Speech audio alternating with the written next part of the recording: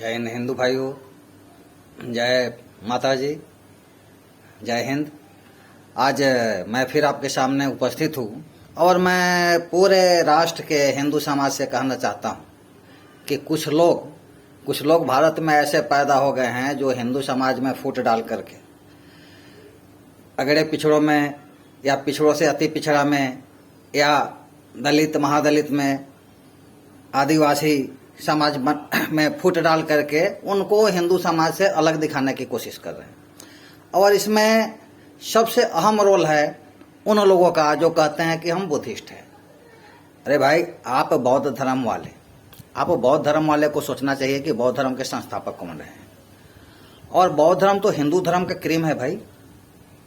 हिंदू धर्म का बौद्ध धर्म क्रीम है।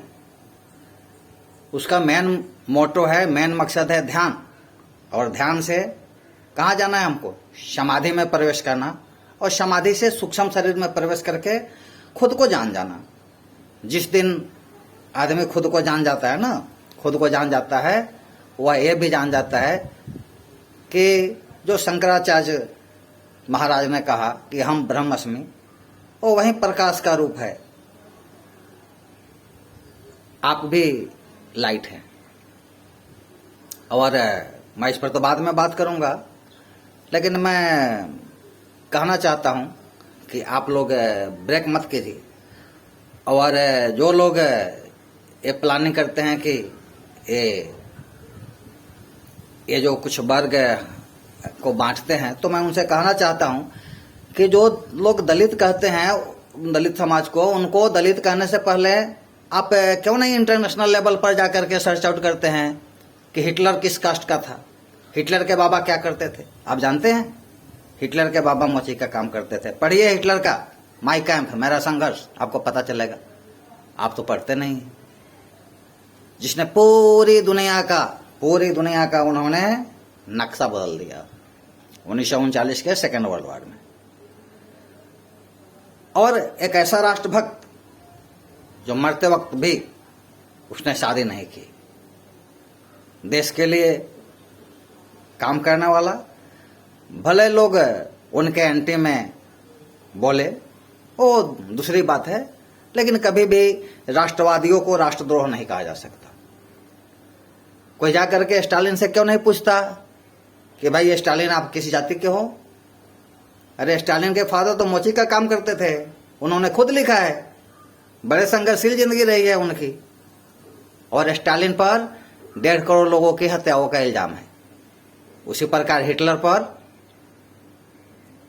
भी 1 से 1.5 करोड़ लोगों को मारने का इल्जाम है। लेकिन कोई हिटलर को यह नहीं कर सकता कि उसने तलवार से या बंदूक से किसी का खून किया।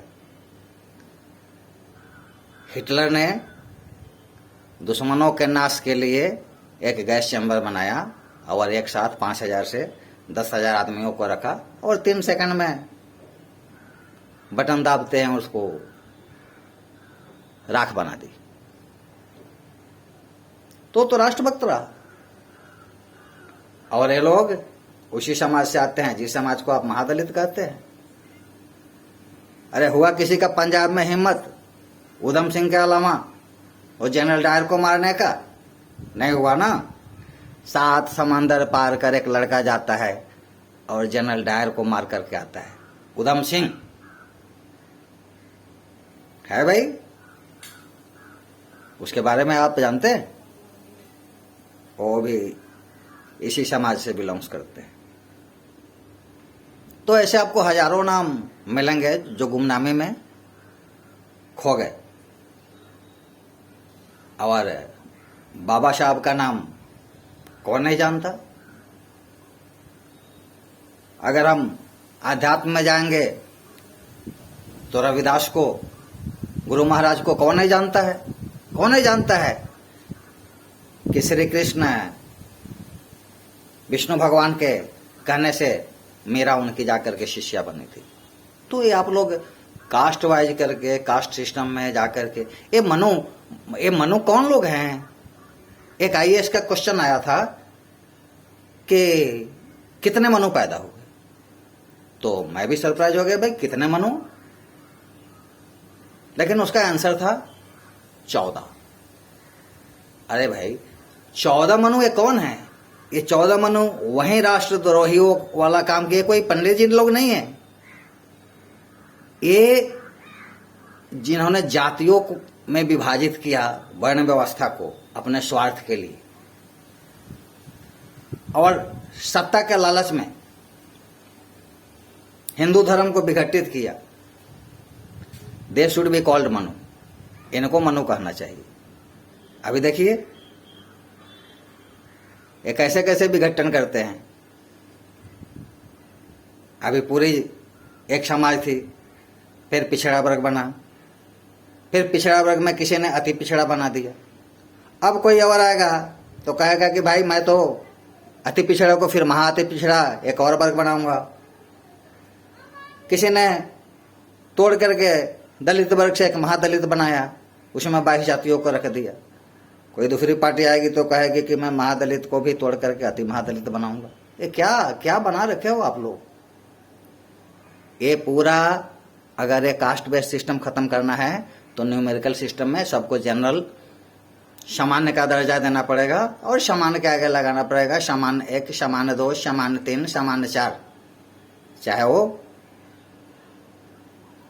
अगर पिछड़ा वर्ग का आता है तो उसको लगाइए सामान्य 4 या सामान्य 3।